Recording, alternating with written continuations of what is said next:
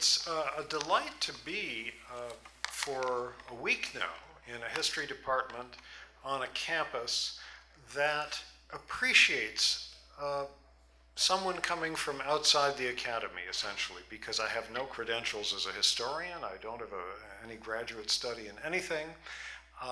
But I think the discipline of history, perhaps more than almost any other academic discipline, has a rich and deep tradition of trying to reach outside itself and reach the general public. And so I very much appreciate that you all seem to appreciate the kind of stuff that I try to do. I'm a little nervous about the subject I'm going to talk about today because it's the first time that I've talked about this particular book in progress. But this is what the folks at the history department here encouraged me to do, and I'm hoping my book is in enough progress that I can talk about it in a coherent way. And based on the talks that I've had with many of you here on campus this week, I thought you would be interested in hearing about what goes into the conceiving of a book of history that you hope will reach a general public, what goes into the arranging of the material, how, as a writer, one thinks of putting together the story. And so I'm going to try to take you through that process. Now, in a way, it's an arrogant thing to write a book. And I think about that every time I go to the library where I usually work, the Library of the University of California at Berkeley, which has 11 million books in it. And as I look up at those shelves, I think, do I really want to add one more? Does anybody have the right to do that? And then, of course, it's still more daunting when you look up in WorldCat, the electronic interlibrary catalog, which I'm sure a lot of you use, to see how many other books are written on the subject that you're thinking of writing about. And in my case, the Spanish Civil War, I looked up the other day, and there are already 17,177 books on the subject. So the question then for me is, how, given that quantity of books, can I try to write one that people are going to want to read? Before I go into that, let me just take 3 or 4 minutes to sort of review the principal events of the Spanish Civil War to give you some idea of why I'm interested in this period and why I think other people may be. I have no doubt that there are some people here who probably know more about the Spanish Civil War than I do. But some of you may not have recently studied it or read about it. So let me just quickly review the events of the period, and then I'm going to come back to how I'm trying to approach them as a writer. Spain in 1936 was really the youngest democracy in Western Europe. Only 5 years earlier had it ceased being a monarchy, interrupted by periods of military dictatorship. And it had a democratically elected government. It was also the part of Western Europe that probably had the greatest extremes of wealth and poverty, with much economic power concentrated in the hands of the landowners of these big landed estates and the hands of the big industrialists, while the great mass of the population were mostly extremely poor peasants. There was a long history in Spain of political unrest, which had continued since it had become a democracy in 1931. Strikes, brutal suppression of these strikes, political assassinations left and right, a lot of history of violence in its politics. It was also, at this time, the only country in the world which, particularly in the northeastern corner of Spain, Catalonia, the area surrounding Barcelona, had a very strong anarchist movement. Anarchism was really not a force anywhere else in the world, but it very much was in Spain. Mid-1936, there was suddenly the beginnings of a military coup. General Francisco Franco, very right-wing army officer, attempted to seize power. He had with him on his side strong support from the Catholic Church, from the big landowners, the big industrialists, the great majority of army officers, and the most effective part of the regular army, which was the army that had for many decades been policing and controlling Spain's colonies in Africa, particularly Spanish Morocco. It became apparent immediately when the coup began and he began taking over cities throughout Spain that this was going to be a very violent regime. With great ruthlessness, Franco and his forces, which became known as nationalists, Spanish nationalists, slaughtered their opponents, committed mass rape against women among their opponents. Women who were in the opposition belonged to the Democratic parties often had their breasts branded with the Francoist symbol of yoke and arrows, which also had, medieval connotations behind it. The yoke for absolute obedience to authority and arrows for shooting down heretics. Franco also was heavily supported after the first weeks of the coup by Hitler and Mussolini, who sent airplanes, tanks, military advisors, and in Mussolini's case, eventually 70,000 soldiers. There was fierce popular resistance against the coup, and initially Franco was only able to take over about 1/3 of Spain. The resistance was very violent, and there were many massacres of nationalist sympathizers in the areas that the Spanish Republicans controlled. As the war continued, the major Western democracies, the United States, Britain, and France, adopted a hands-off policy, said we will not sell arms to either side, which in effect meant strongly favoring Franco because he was getting such an abundance of help from Hitler and Mussolini. Many people around the world saw Franco, even though he was arguably more feudal than fascist, nonetheless, because of the help he was getting from Hitler and Mussolini, they saw Spain as yet another country which now, in addition to Nazi Germany and fascist Italy, was going to become part of a fascist bloc. And eventually some 40,000 foreign volunteers went to Spain to fight for the Spanish Republic.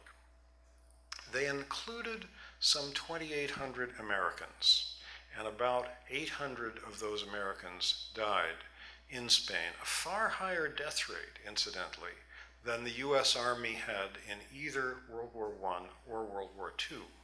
And it's the only time that many people, nearly 3,000 Americans, went off to fight in somebody else's civil war. One of the great paradoxes of the war was that the only major country to be willing to help and sell arms to the democratically elected government of the Spanish Republic was Joseph Stalin's Soviet Union, which paradoxically at that moment was just beginning an enormous bloodbath of its own at home. And the Soviets demanded a lot in return in terms of high posts in the police and the army for Spanish communists. It was the Soviet Union, through the Communist International, that basically organized in more than 50 countries around the world the recruitment of most of those, of about 35,000 of those 40,000 volunteers. Now, that's sort of the quick outline of the beginnings of the Spanish Civil War. There's another part of the story that has always fascinated me, which was this. When Franco staged his coup in July 1936, the part of Spain where it was most quickly and decisively beaten back was Catalonia in the northeast, the area around Barcelona, where, as I mentioned before, the anarchist movement was very strong. Anarchist-led militias completely defeated the attempt of the army to take over there within a week, and quickly came to dominate that part of the country. And over the course of the next few months, there took place there what was really the most far-reaching social revolution ever to take place in Western Europe. Workers took over factories, including the Ford and General Motors automobile plants. And they continued to pay the workers and volunteers who went to fight at the front out of the Ford and General Motors bank accounts, which they had also taken over. Waiters took over restaurants. Peasants took over these enormous estates. Trolley car drivers took over the transportation system. City garbage trucks in Barcelona began sprouting anarchist slogans on the side.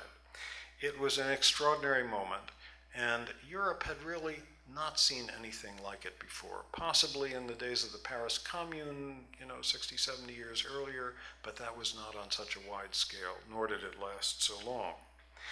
There was great tension between the anarchists and their allies who controlled this part of Spain, and on the one hand, and the mainstream parties of the Spanish Republican government and the communists on the other, because the mainstream parties and the communists were desperately afraid that if the Spanish Republic were perceived as a revolutionary regime, there wouldn't be a prayer of getting the United States, Britain, or France to sell them arms. As it turned out, the US, Britain, and France wouldn't sell them arms anyway. But because of this fear, finally the anarchist experiment in northeastern Spain was crushed by the mainstream parties and the communists. And if any of you have read George Orwell's memoir of his time fighting in Spain, Homage to Catalonia, you will have read a very vivid account of how that happened.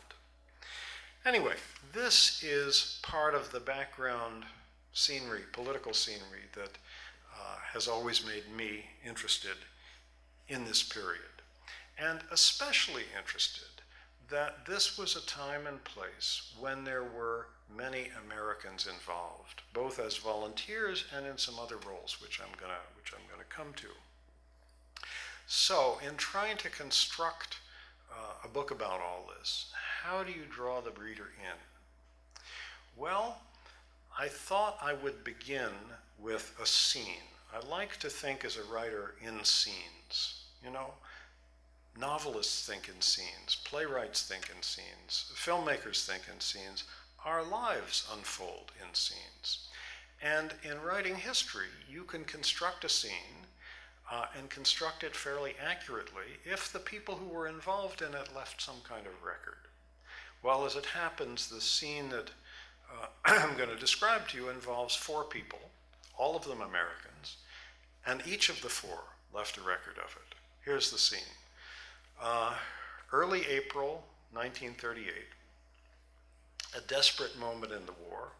Franco's nationalists have begun a very fierce drive from the western 2/3 of Spain, which they control, towards the Mediterranean. If they reach the Mediterranean, anybody can tell from looking at a map, the Spanish Republic will be caught in two, will be cut in two. At this moment, the border between the nationalist-controlled territory and the Republican-controlled territory is the Ebro River, Spain's largest and longest river, which flows in this part of the country north to south. Franco's territory controls the western bank, the Republic controls the eastern side. But on the western side, as the nationalist troops have advanced, there have been many Republican troops, including some of these international volunteers, and including a number of Americans who've been trapped behind the lines. And their only way they can hope to escape and get back to their own side is to cross the Ebro River. But all the bridges have been blown up.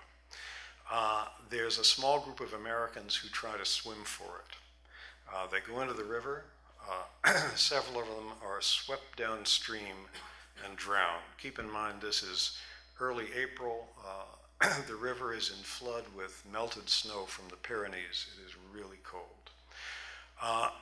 2 Americans who have stripped off all their clothes to not be encumbered when they're swimming, make it across.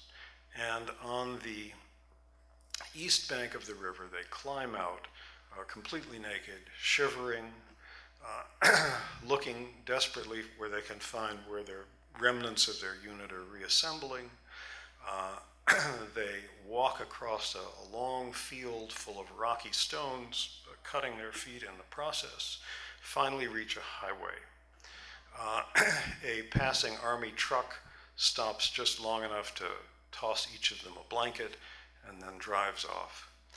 About 10 minutes later, a small car comes down the road, and out of it step two Americans who are known to these guys.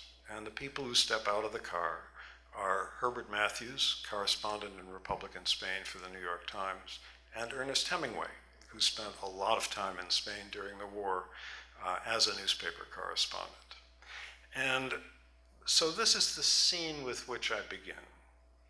Two pairs of Americans meeting each other on the banks of a very cold river, very cold river in Spain, April 1938.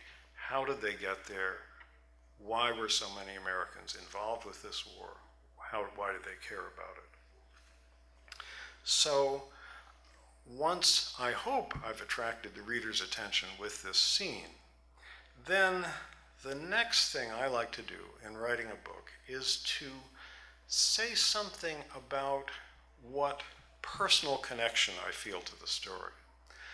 I don't know about you, but I know that when I pick up a book about almost anything, nonfiction, history, journalism, whatever, I want to know why the writer is interested in this story. What is the connection of this story to his or her life? And so that's always something I try to do in a preface or an introduction. And in this case, one of the things I do is to tell the reader how in an earlier part of my life, I was lucky enough to know half a dozen of these American volunteers in Spain.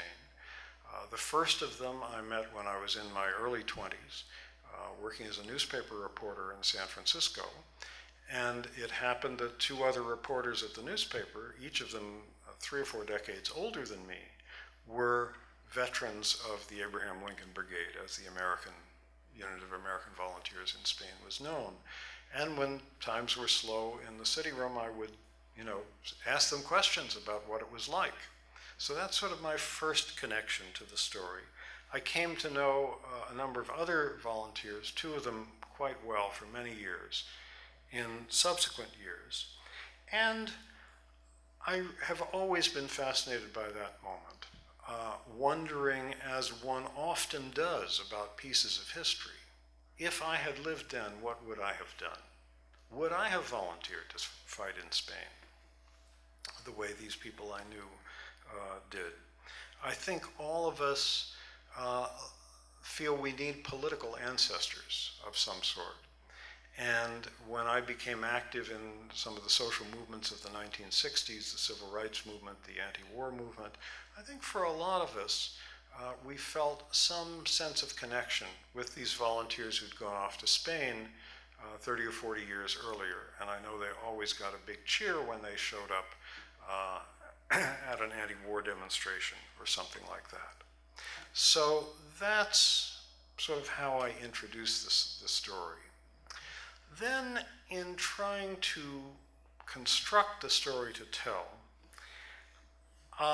the way that I like to do a book of history is by trying to find 8, 10, 12 people through whose experiences I can evoke this time and place.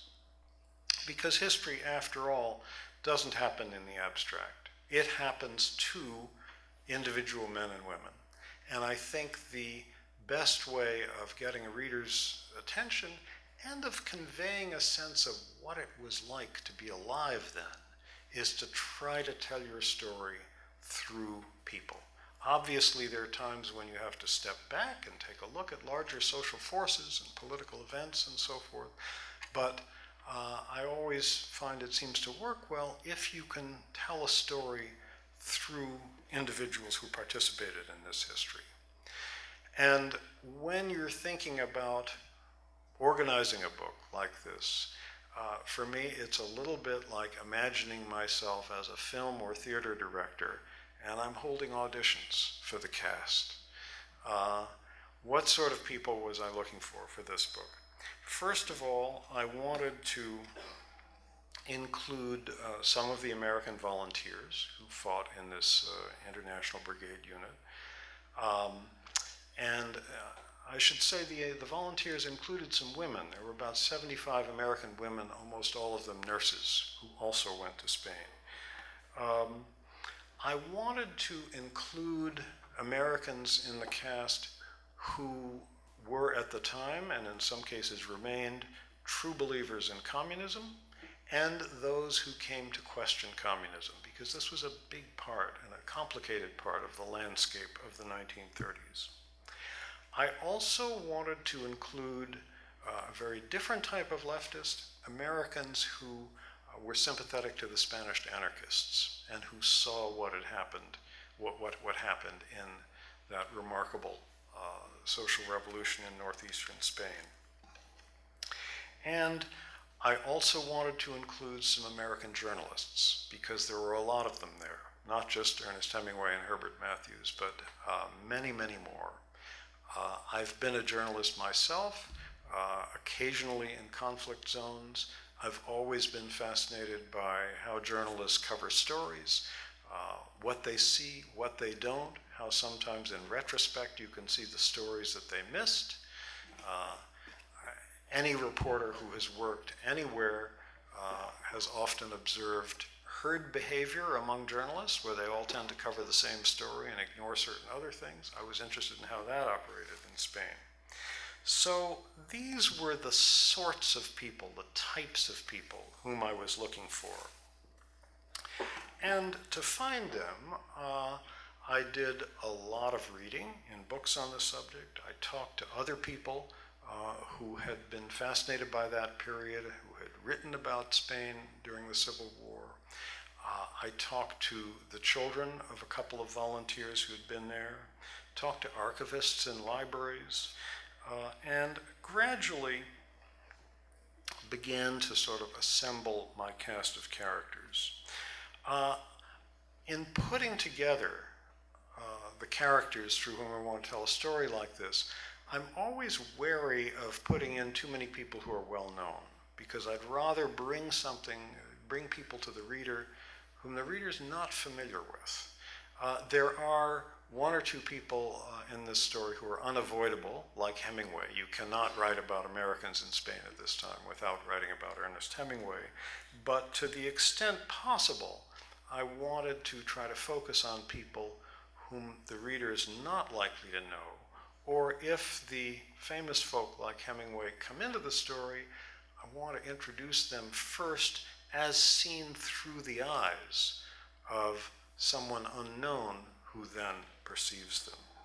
So I'll tell you about some of the people in my cast of characters. I won't go through the whole list because it's a fairly long one, but just to give you an idea of some of the types of people through whom I'm trying to tell this story. One couple whose story is sort of at the center of it and threads through it is Robert and Marion Merriman.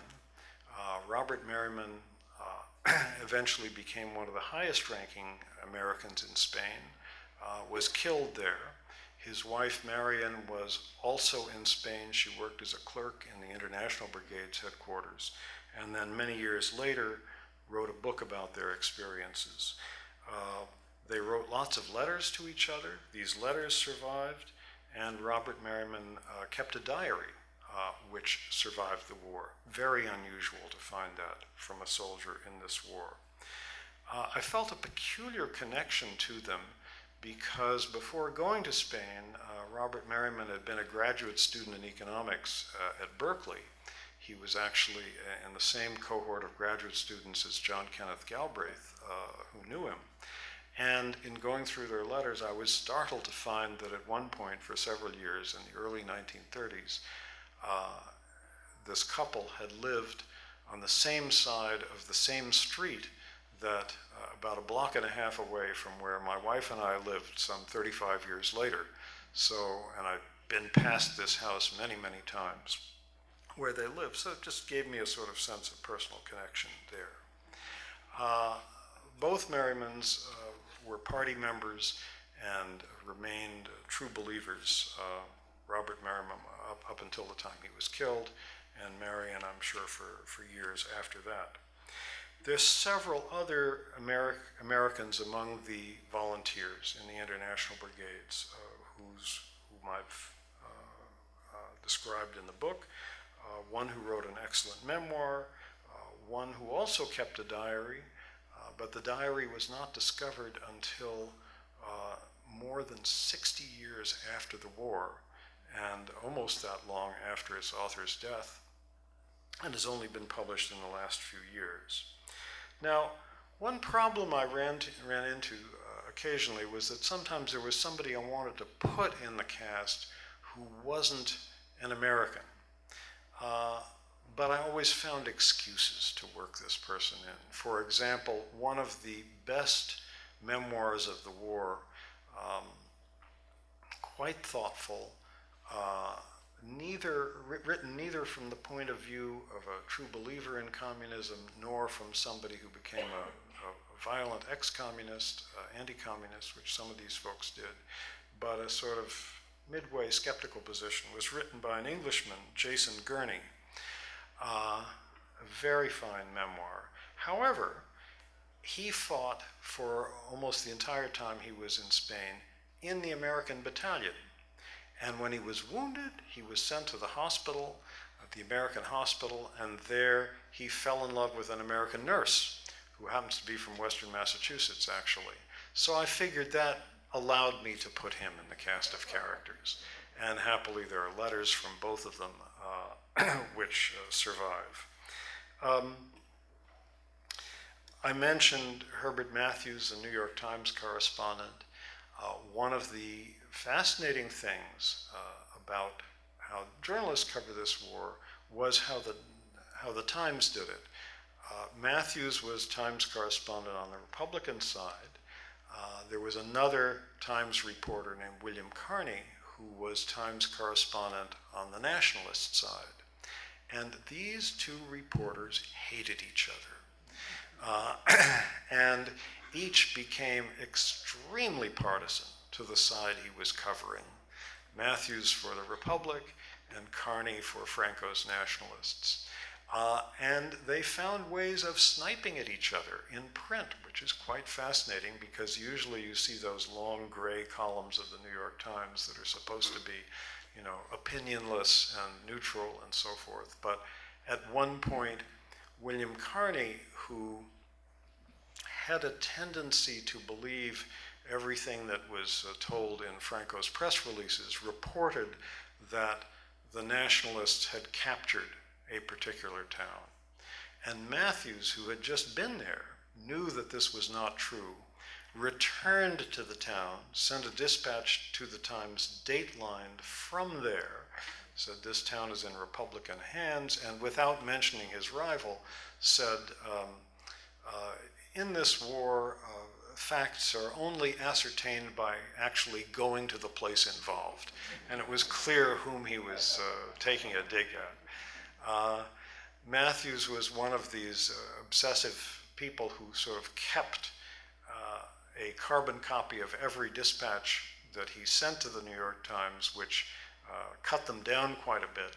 So you can actually look at what he sent and then look at what the Times published. And he carried on a long, vigorous, and usually very angry correspondence by letter and telegram with various editors at the Times whom he felt were giving much too much prominence to the stories by his rival, William Carney. So this became a fun thing to look into. Another journalist that I decided to talk about was a wonderful reporter named Virginia Cowles, who originally was writing for the Hearst newspapers and then for the London Sunday Times, who I think was one of the very best, if not the best, of the correspondents who covered Spain in this period, is much less known than her friend Martha Gellhorn, who was at the time Hemingway's girlfriend, later became Hemingway's third wife, and I think was a better writer. One of the advantages for me is that Virginia Cowles, as well as providing a superb eyewitness account of what the war was like on the Republican side, also reported from Franco's Spain as well, one of the very few American correspondents who was able to do that. And this allowed me to take a look at Franco's Spain as seen through the eyes of one of my characters, so to speak. Then my favorite set of characters, favorite in the sense that I think I'm going to be bringing some interesting people to readers who are not already familiar with these folks, is a young American couple who were sympathetic to the Spanish anarchists. They were on their honeymoon in Europe. The couple was only 19 years old. They were on their honeymoon when they heard about this great social revolution in Catalonia. They hitchhiked to Barcelona and lived there for the next 10 months and wrote the most extraordinary series of letters back to their family at home. And I'm always looking for ways, as I said before, to use one of the characters that you, the reader, and I have gotten to know to introduce another. And the man from this young couple, Charles Orr was his name, had a job writing English language publications for a party that was an ally of the nationalists in Barcelona. And one day in late December 1936, he was working in his office, which was up on the top floor of a building. The electricity was out, the elevator wasn't working. A porter trudged all the way up the stairs to the top of the building and said, "Could you come downstairs? There's some guy down there who is an Englishman. He doesn't speak any Spanish. Can you come down and find what he wants?" So Charles Orr went downstairs, found this very tall, awkward, gangly-looking Englishman who said, "I've just arrived in Spain. I'd like to help. Where does one go to enlist? And my name is Eric Blair." And many of you know, I think, that that was the real name of the man who wrote his books under the name George Orwell.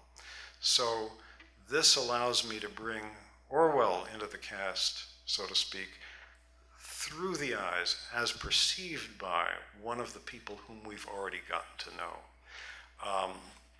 Charles Orr and his wife actually subsequently became very good friends with Orwell's wife, who joined him in Spain about 2 months later.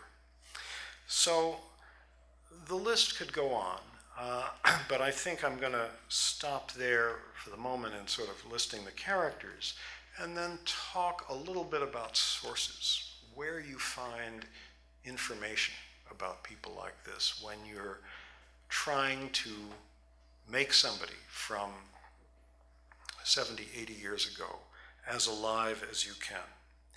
Well, some of these folks involved wrote memoirs. Not most of them, but some of them did. And, I always begin with what's published, both secondary sources, historians writing about the period, and any memoir that someone has left. I'm often surprised and pleased when I find a book, even though it's a published book, but nobody has looked at it for a long time.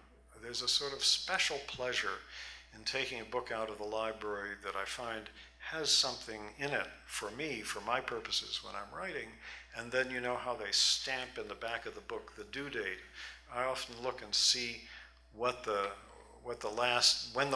it was that the last person took it out of the library. Not on this book, but on an earlier book. I remember once finding a book that had a lot of useful information in it for me, and when I looked at the due date, it was exactly 1 week before I had been born. So this is one of the great things that libraries do for us, is to preserve items like this. I've also spent a lot of time in archives. Many former members of the Lincoln Brigade have left their archives, left their diaries, letters, papers, and so forth to an archive at New York University, and the folks there have gotten very familiar with me coming in and asking to see various things. In January, I spent some time also in archives at Princeton, where one of the journalists I'm following left his material. Herbert Matthews' papers I've spent some time with at Columbia. I've been to Franklin Roosevelt's archives at Hyde Park, New York, because I wanted to see how some of these things were reflected in the internal correspondence of the Roosevelt administration. Now, one problem, as I'm sure all of you who've worked with archives have discovered, is that unfortunately there is absolutely no relationship between how interesting or potentially interesting a person is and what kind of paper trail he or she has left behind. Two relatively minor characters in my book, both of them journalists, were people who seem to have saved every scrap of paper that ever crossed their desks. One of them left 20 boxes of papers to the archives at Stanford, and I swear half of them are rejection letters from publishers. No, we are not able to publish your article, or your book manuscript is interesting but doesn't quite work for us, so forth. But if you keep going through this stuff carefully, you begin to find letters that do have something for you. Another journalist, not the world's most interesting person, unfortunately, left 69 boxes of papers to Princeton. Some of the people whom I would be most interested in learning more about left behind almost nothing. So this is a perpetual frustration that I'm sure many of you who write history have experienced as well in your own work.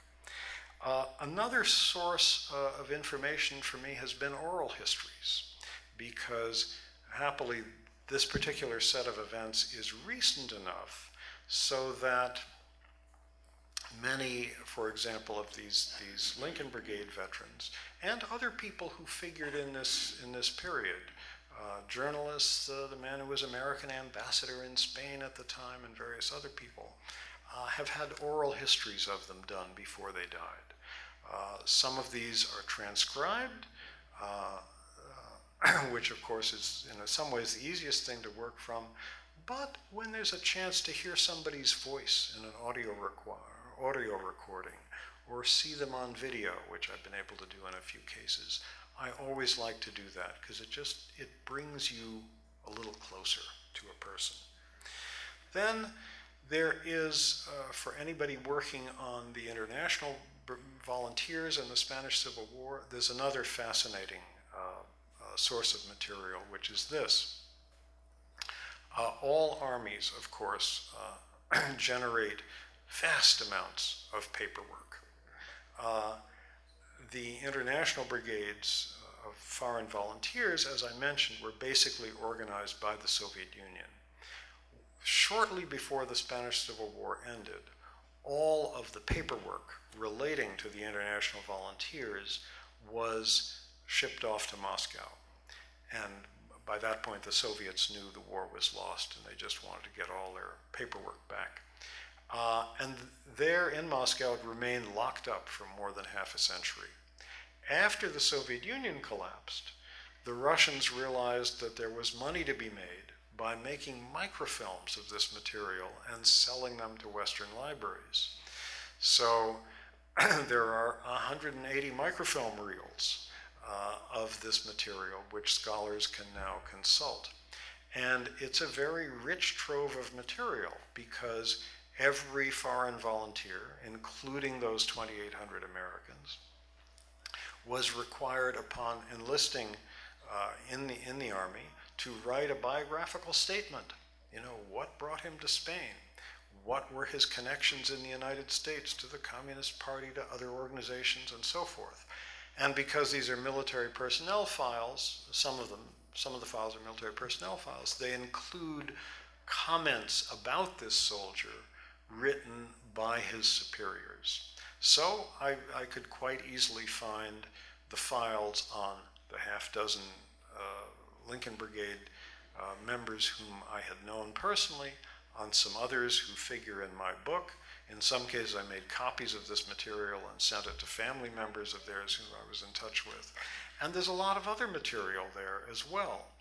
I referred to Orwell's memoir, Homage to Catalonia, which in part is about the crushing of the anarchist experiment by the Communist Party and its allies in Spain. And those of you who've read the book will remember that Orwell has a very vivid description of his wife's hotel room being searched for several hours by the political police of the Republic, and all kinds of documents being taken.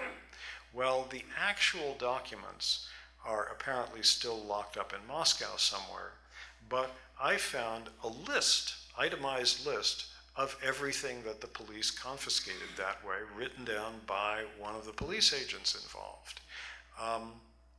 So it's a rich trove of material, which I will be going back to again before I finish. Finally, another thing that I have yet to do, but will be doing in a couple of months, is to actually go to the places in Spain where my characters spent time, where some of the battles took place, and just see what it's like today. It will look very different, I'm sure, than Spain did in 1937 or 38. But sometimes you learn something from going to a place where history took place that you couldn't have quite grasped before. And I've had that experience with several books. I'll just tell you one little instance of that from my last book, which was about the First World War, of something which I wouldn't have realized if I hadn't actually gone to the place. One of the things I had described in the book was a quite vivid account by a British officer fighting in France in 1916 of a cavalry charge, something very unusual in that war. But he describes a moment midway through the Battle of the Somme where he and his infantrymen are pinned down by fire, and they watch a troop of Indian cavalry come charging up a hill, go over the top of a ridge, disappear, and never come back. These are Indian cavalry who are fighting for the British. So I wanted to find that hill, that ridge, and it was easy to do because I knew what the exact location was. And I went there when I was researching the book. And one of the things I found was that it wasn't really a hill. It was only a very, very, very slight slope. And that made me realize that this officer who described this scene was describing what it looked like when he was pressed flat to the ground to try to avoid German machine gun bullets going overhead. And of course, when you're flat to the ground on a slight slope, it looks like there's a ridge up there that somebody can disappear over. And it just gave me a different set of eyes through which to view the eyewitness descriptions of trench fighting that I included in that book. What I'm going to find in Spain that may make it look differently to me than it does working with written materials, I don't know. But I'll be there in a couple of months, and we'll be looking around and seeing what I'll find. So I think maybe I'll stop here, and if you've got comments or questions, I would be glad to hear them. So.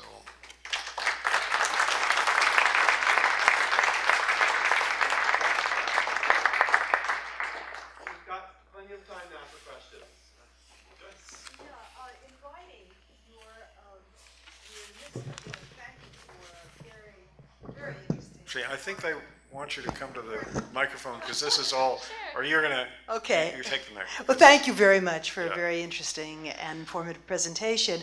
My question is this. I know there's a considerable controversy among writers about the level of partisanship engagement with their characters, whether by feeling passionately engaged with an issue or with the position of a particular character, you end up getting inside them and writing it better, but maybe not as well as someone else? Or is it better to maintain considerable detachment and distance emotionally in order to create the fullness of character that you would like to develop? So I'm kind of curious about your approach to this kind of question.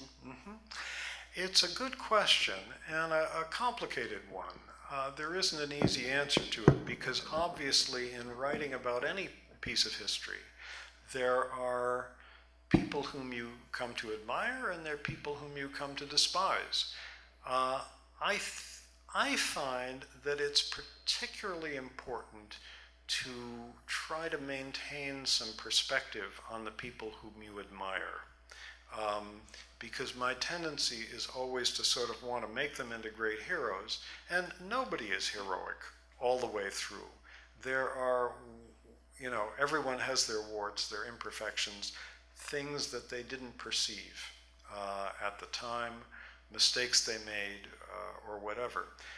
One advantage of writing about people who are long dead, as opposed to people who are alive, is that you can be judicious and make these balanced judgments, and you don't have the fear that you're going to leave somebody feeling insulted, or which is a problem that all journalists have, I think, if you get too close to your sources. But when your sources have been dead for a while, that shouldn't be a problem. And I feel it's pretty important to try to keep a perspective and do a rounded picture of someone where even if you admire many things about a person, don't be blind to their faults. It's really important to do that. And your reader will be grateful in the end because if you can write that way, you're going to portray a much more rounder and fuller picture of somebody than if you're just trying to lionize them. In this book, for example, I found that's something of an issue in this sense.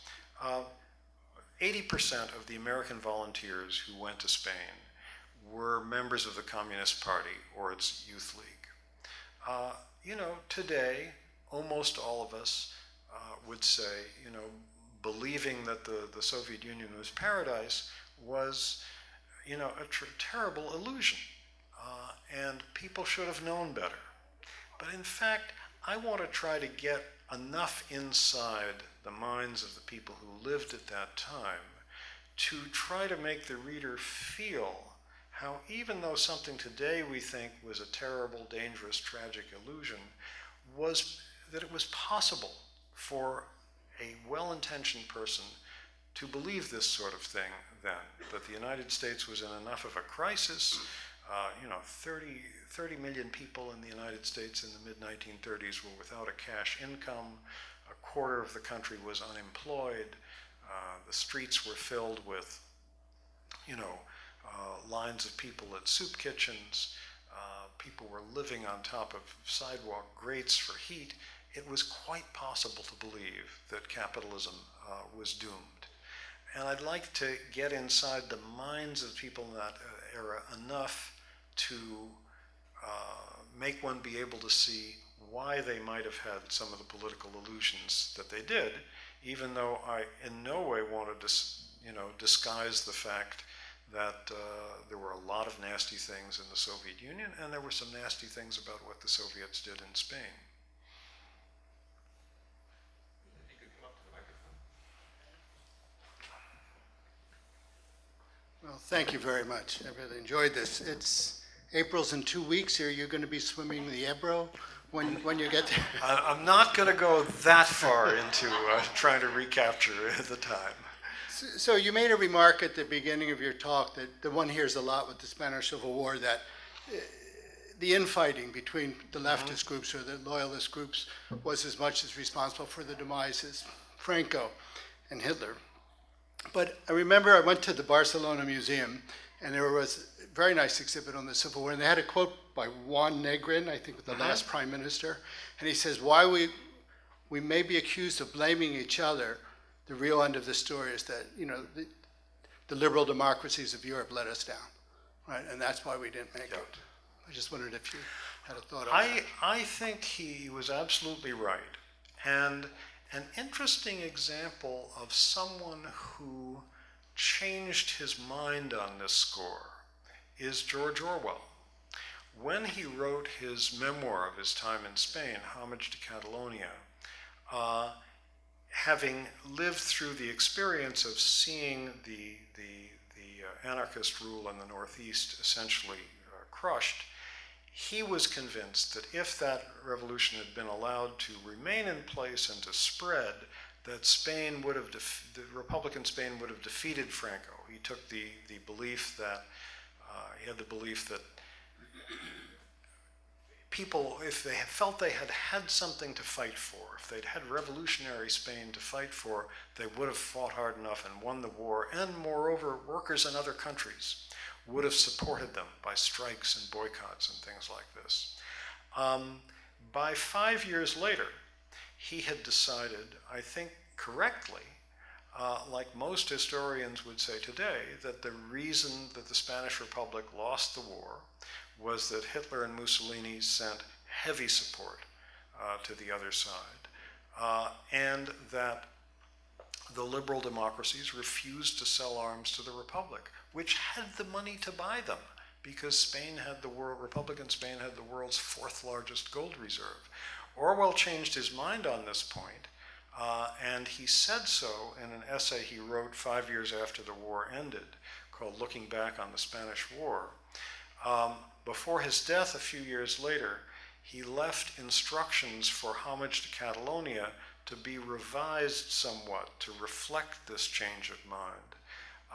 These directions, for reasons we don't know, were never carried out by his British publisher, and it was only when his collected works were edited in the 1980s that the book finally appeared in England in the form in which he wanted it to appear. It has not yet appeared that way in the United States.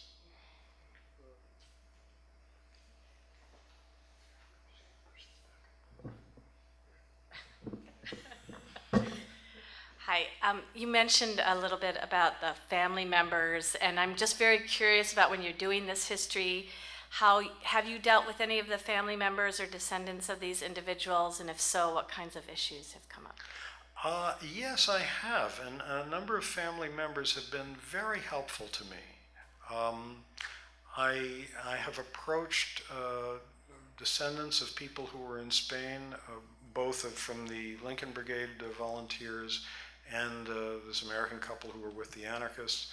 I've approached them when I thought they might have documents that I couldn't find in archives, and people have been enormously helpful. I've learned things from talking to them. It's been a great experience, yeah. And, you know, that's one of the pleasures of doing history on a fairly recent period of time, that you can do that. I couldn't have done it, unfortunately, in writing about British abolitionists of the 1780s. It would be hard to find their descendants today. But yeah, and I've certainly not encountered any problems doing that.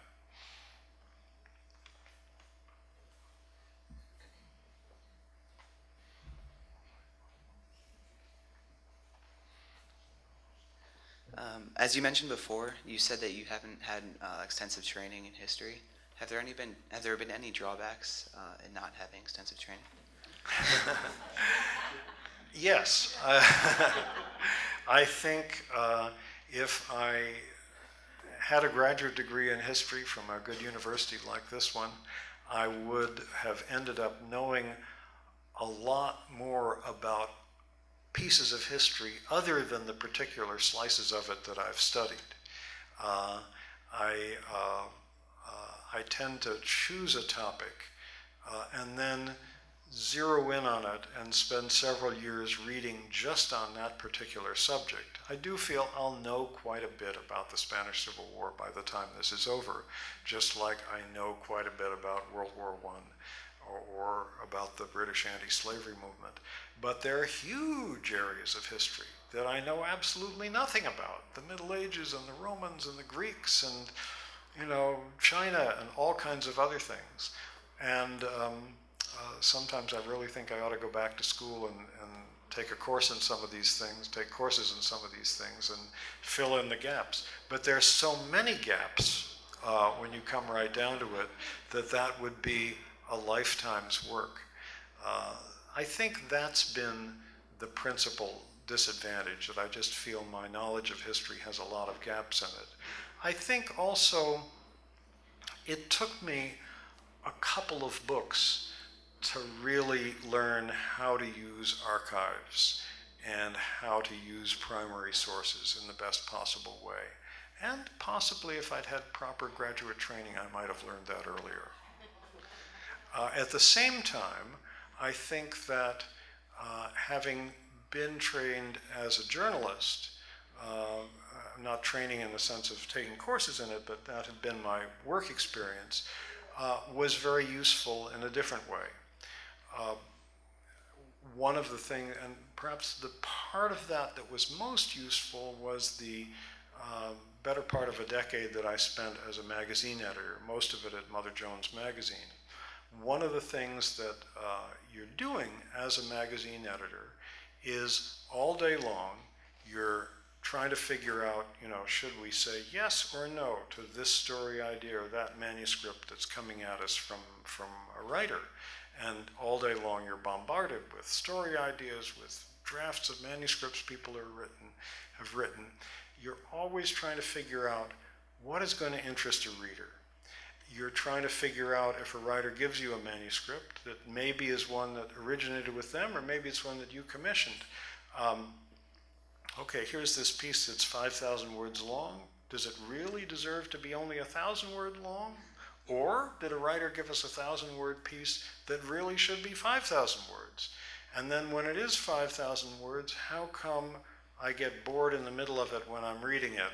How should it be fixed to make it more readable? How can we draw the reader into this story? Dealing with those kinds of questions all day long made me, I think, a better writer once I finally went back to writing at the end of that time. So there are advantages both ways.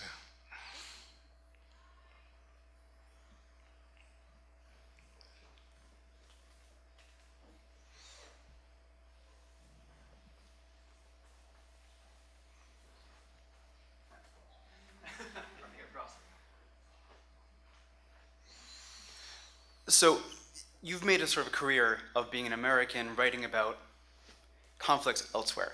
So there's I see a sort of parallel between yourself and the actual subject of your writing in this book, Americans fighting in somebody else's civil war, as you put it. So I'm wondering, in this book, how you balance, since it's a book about the Spanish conflict, how you balance the Americanness of your subjects with the Spanish context in which they're operating in. Is their Americanness, in what ways is their Americanness helpful to you, and in what ways is it a drawback? Well, when I told my publisher the subject of this book, his first reaction was, at last, a book with some Americans in it. Because the previous books have been about the Congo, British in World War I, South Africa, Soviet Union, and so forth. Well, I feel that the Spanish Civil War and my subject for this book is sort of a peculiar one, because I'm not trying to give a new interpretation or an original interpretation of the Spanish Civil War, which is an enormously complicated event with its roots in deep conflicts in Spain which have been there for centuries. And I'm not delving too deeply into that. What the part of it that interests me is, here was an event that people in other countries cared enough about so that some 40,000 of them went off to fight there. It's a very unusual thing in history when that many people volunteer, in almost all cases strongly against the wishes of their own government, to go fight in somebody else's civil war. So I feel, as I zero in on the Americans who did this, I don't feel, I feel somehow being an American gives me an advantage. I know what it's like to live in this country. I know what it's like in a much smaller way than some of these people did to go against the wishes of your own government. I was active, as I said, in the anti-war movement in the 1960s and 70s. When the Freedom of Information Act came in, I was able to get my FBI and CIA files, heavily redacted, of course. But, there were 150 pages, and I was pretty small fry in the anti-war movement. So I have some sense of, what the government surveillance apparatus is like. So I didn't feel I don't feel a cultural gap between myself and the Americans that I'm studying. If I were trying to write in detail about Spaniards living in that period, I think I would feel a cultural gap and I would need to educate myself much, much better.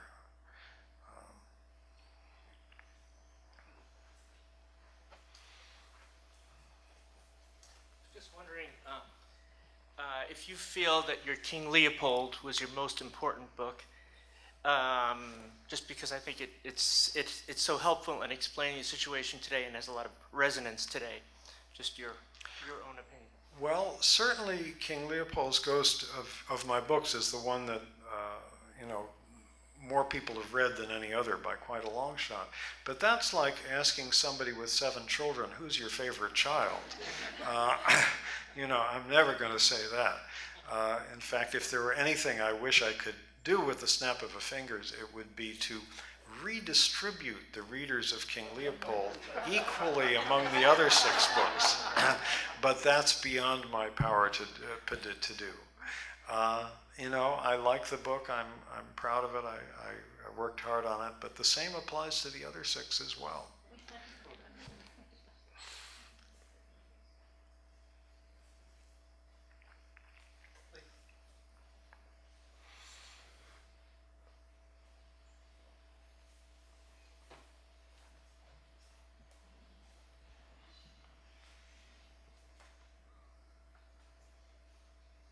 So it's kind of clear by the way you told the story, but I'm wondering if you can say more about your sympathies in writing this book. I took a course in the Spanish department some years ago, and what I hadn't realized before about the Spanish Civil War is that a lot of people thought kind of the fate of the world hung in the balance.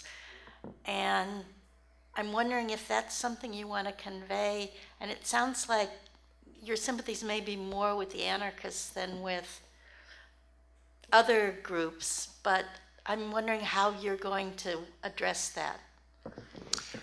Good question. I feel my sympathies are complicated when it comes to the war. I certainly have no sympathy for General Franco and his people, whatever. He was a very, very nasty man, ran a nasty dictatorship, and there was sort of a gratuitous cruelty about the regime he imposed on Spain, which has seldom been matched in history. I have a lot of sympathy for the Spanish Republic, and I wish it had won. There are people who feel that if it had won, World War II would have been avoided. I'm doubtful about that. But in some ways, it was the opening battle of World War II. There was nowhere else, for example, that 4 years before Pearl Harbor, American soldiers, not wearing American uniforms, but they were still Americans, were being bombed by Nazi pilots. This was, in some ways, the first battle of World War II. Would World War II have been avoided if the Republic had won? I don't think so. I think Hitler's ambitions really were mainly to the east. He made no secret about that. He wanted Germany to expand eastward to be the country that dominated Eastern Europe. And of course, he helped himself to an enormous slice of the Soviet Union as well. And I think something like that would have gone on even if Franco had been defeated in Spain. I do have a lot of sympathy for the Spanish anarchists. There is something very appealing of the idea of people putting into practice the kinds of things that utopians and idealists have dreamed about for centuries. Direct democracy, factories controlled by the workers who work in them, land controlled by the people who work it. There's something wonderfully romantic and inspiring about that. I do think that there are aspects of the anarchist dream as it played out in Spain that were also wildly impractical. The anarchists had a strong, principled feeling that there should be no government at all. All you needed was control of the workplace, control of the small community, and that all government was needless bureaucracy. I think that's a pretty impractical thing. I also think it's a very impractical thing to try to do a social revolution of any sort like that at the same time as you are fighting a war, and fighting a war against a very strong military force that's being backed by Hitler and Mussolini.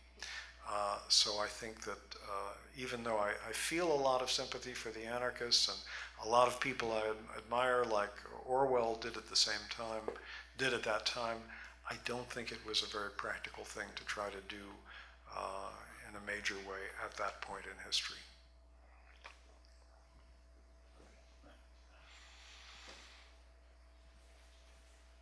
Thank you very much for a very stimulating talk. I have a question that follows up on what you just said. A large part of the poems, the legacy, and its origins are rooted in the agrarian population of Spain.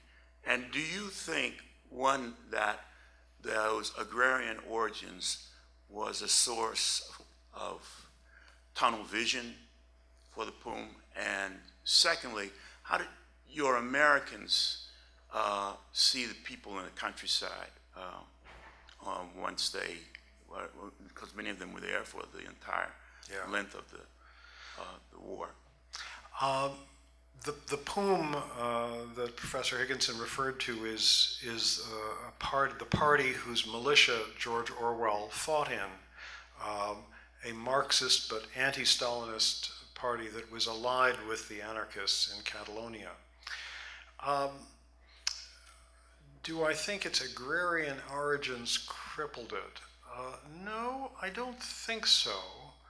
And I think, I don't know, from what I know about it, it's more complicated. There was some origin in labor organizations in the Catalonian working class as well. As far as the American reaction to this goes, the thing that strikes me most is that except for a relatively small number of American sympathizers who felt themselves to be anarchists or felt themselves to be anti-Stalinist leftists who went to Catalonia. Orwell, when he was shot, for example, was standing next to an American, Harry Milton, who was a member of his volunteer unit. There were other Americans, and when Orwell's wound was treated, it was by an American doctor who was at the front. There were a small number of Americans who were sympathizers of the anarchists who went there.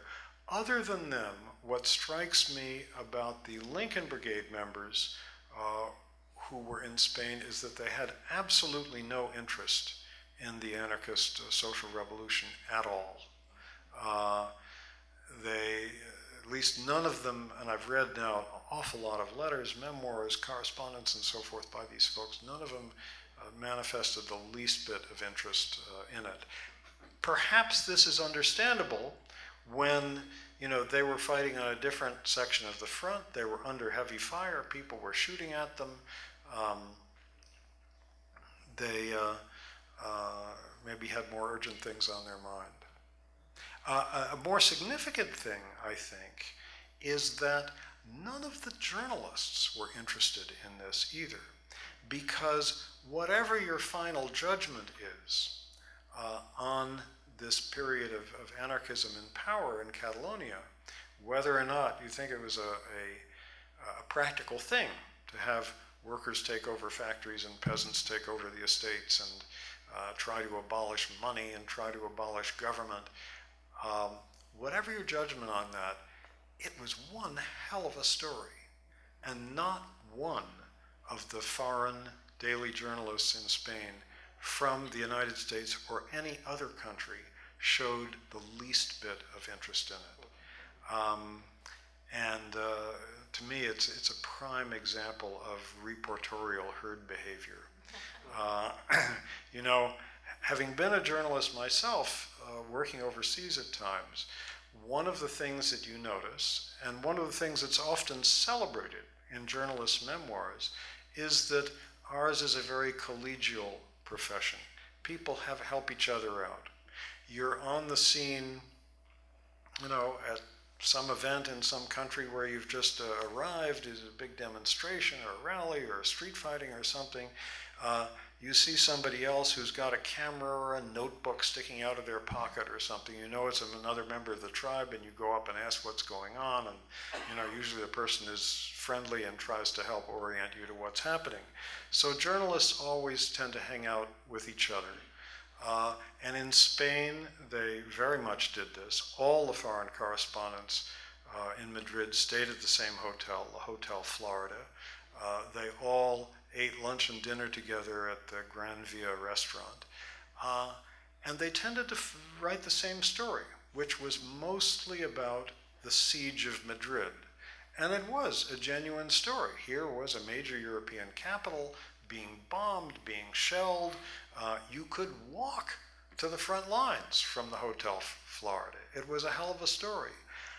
None of them showed any interest in what was going on in Catalonia. Martha Gellhorn, the future Mrs. Hemingway, writing to her dear friend Eleanor Roosevelt, even said in a letter, the Catalans are sort of fake Spaniards. You know, it was just a way of dismissing what was happening there. Very few foreign eyewitnesses who paid much attention to it. I'll just talk loud. Do you see connections between that movement, that anarchist movement, and the traditional Catalan independence movements? Do you see them appropriating traditional imagery, traditional like language in that kind of the development of that? Does that have a regional character? I mean, could that be possibly why it is ignored in the basis of that larger process? I don't think so. One of the things that makes Spain in this period so incredibly complicated is that there were many different forces at work in the Civil War.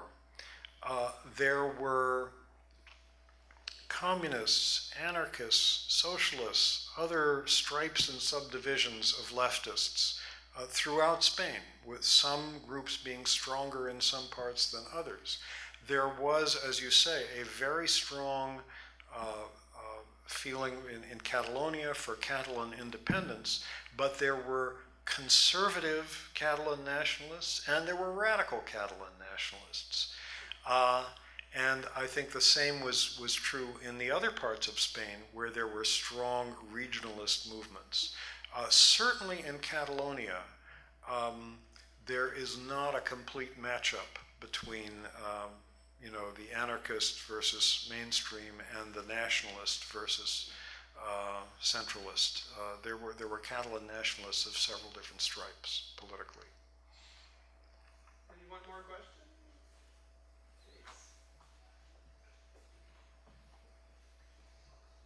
First, thank you very much for your talk today. I really enjoyed it.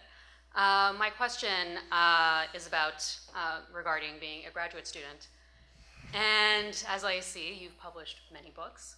And the daunting task of many graduate students is how to publish the dissertation in the end. So my question to you is, what sort of advice would you give graduate students in publishing their dissertations, which we've been working on for years and years? Yeah. Well, that's not an easy question. I think part of the problem is this. One of the things that graduate students are usually told is that your dissertation should be a scholarly enterprise where you work with primary sources and where you explore something that hasn't been explored before, or ask a question that hasn't been asked before, or provide an interpretation that hasn't been provided before. And I think there's a lot of value as a student of history in learning how to do that. As a writer, I'm asking a different question, which is, how can I write about something that I care about in a way that people are going to want to read? I can't claim that I'm giving in any way a new interpretation of the Spanish Civil War, but I hope I'm writing a book that people are going to want to read. And I don't know, maybe there's a happy compromise between the two.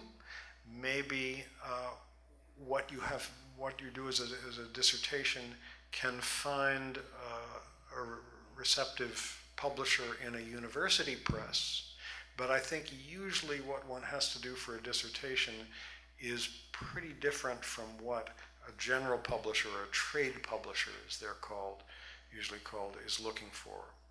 They are thinking, is this book going to appeal to a lot of people?